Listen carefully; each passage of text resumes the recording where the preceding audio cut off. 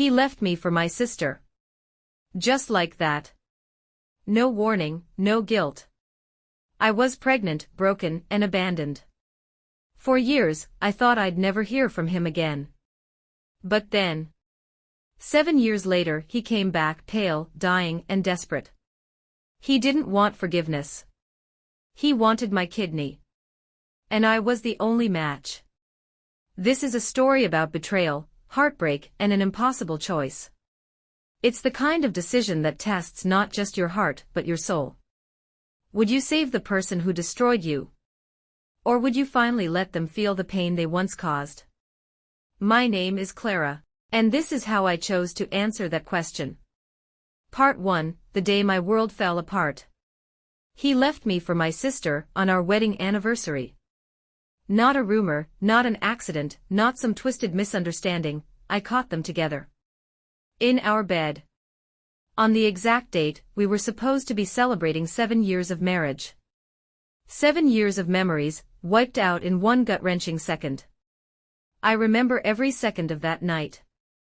The clink of wine glasses. The stupid cake I baked because he always said homemade was better. The way my hands trembled as I turned the key in the door, excited to surprise him with the dinner I spent 3 hours preparing. Then the silence. That eerie kind of silence where you feel something is wrong before you see it. Then the sound. A giggle. Familiar. Too familiar. I walked down the hall, every step like trudging through molasses, stomach tight, heart pounding in my ears. And there they were. My husband, Jason.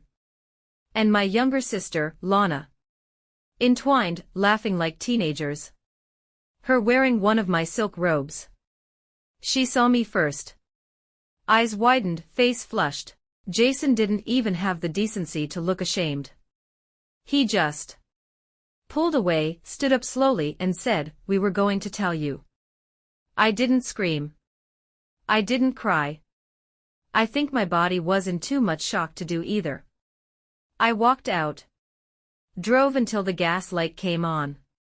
Pulled over in a Walmart parking lot and cried until my throat was raw. That night broke something in me. Lana was my only sister. We weren't best friends growing up, but we were close. She was the wild one, the free spirit, always chasing something new. I was the planner, the fixer, the one who kept her out of trouble. Or so I thought. Turns out, I was the one being played. The weeks that followed were a blur of legal meetings, therapy sessions, and awkward conversations with family and friends. Mom was devastated. Dad didn't say much, just shook his head a lot and spent more time in the garage. Lana and Jason moved in together within a month. I stopped speaking to both of them. And honestly, I wanted to disappear. But instead I moved. I took what little money I had left my teaching job, and relocated to a small coastal town in Oregon. A fresh start. No history, just ocean air and the hope that maybe, someday, I'd forget the sound of their laughter. For 7 years, I lived quietly. I worked at a local bookstore, taught art classes at the community center, and slowly stitched myself back together. I dated, but never seriously. My heart had scar tissue too thick. Then, one rainy Tuesday afternoon, I got a call from a number I didn't recognize. Hello. A pause. Then a familiar voice. Raspy. Shaky. Clara. It's Jason. My stomach flipped. I almost hung up. I need your help, he said, voice breaking. Please. I don't know who else to call. Part 2, Ghosts Never Stay Buried. I should have hung up the phone. Everything in me screamed to do it, to protect the peace I had spent 7 years building from the ruins he left behind. But something about Jason's voice, the desperation, the tremble, made me hesitate. Jason, I said slowly, why are you calling me? He exhaled. Lana's gone. She left. And I'm sick, Clara. The silence stretched. My grip tightened around the phone. What do you mean sick? I have kidney failure, he said. I've been on dialysis for months. I'm on the transplant list, but it's long, and the doctors say it doesn't look good. I stared at the rain sliding down my window, unsure if I was dreaming. Why me? I asked, voice cold. Why now? Because Lana left when things got bad, he said bitterly. She couldn't handle it. And because you're the only one who ever really knew me. The only person who ever gave a damn. I don't deserve anything from you, I know. But I'm scared. And I'm alone. I didn't respond. I couldn't. I'm not asking you to save me, he added. I don't know. I needed to hear your voice. I thought maybe you could come. Just once. I hung up without saying goodbye. I didn't sleep that night. The next morning, I called the hospital to confirm his story. It was true. He was in late-stage renal failure, and yes, he had been abandoned by Lana. She had apparently run off with someone new, a crypto investor in Miami. It would have been laughable if it weren't so tragic. For days I paced, journaled, talked to my therapist. Everyone advised against going. He made his choices, they said. He doesn't deserve your compassion.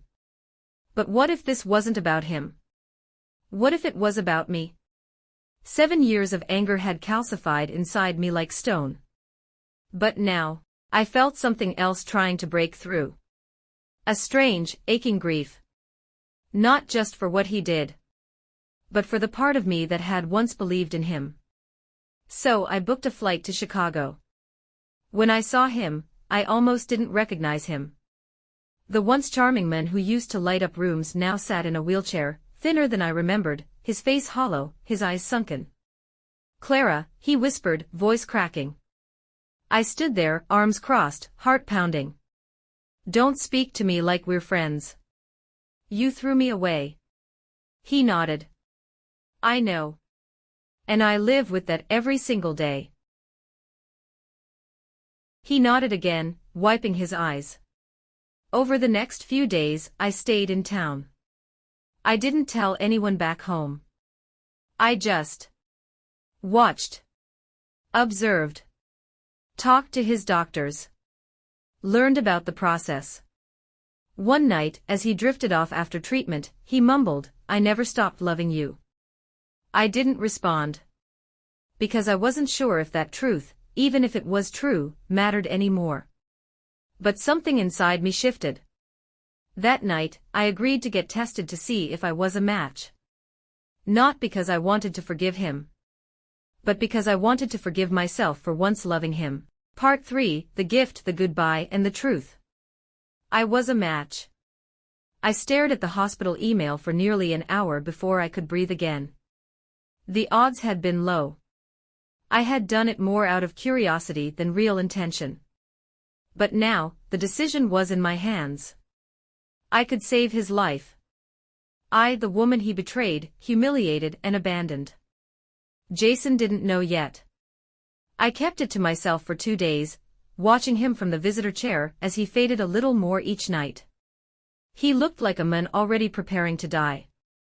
Quiet. Accepting. Alone. On the 3rd morning, I told him. His lips trembled. He couldn't speak at first. Then he just said, why? I looked at him, really looked at him, this broken man who had once held my heart, and then crushed it in one selfish decision. Because I don't want to carry this hate forever, I said. Because I don't want to become bitter like you. He cried. Not softly. Ugly sobs. No pride left to protect. I didn't cry with him. I just sat still and let it pass like a storm. The surgery was scheduled 3 weeks later. People called me insane. My mother begged me to reconsider. My friends said I owed him nothing. And they were right, but I wasn't doing it for him. I was doing it to reclaim myself. To choose peace. The day of the surgery was calm. Oddly calm.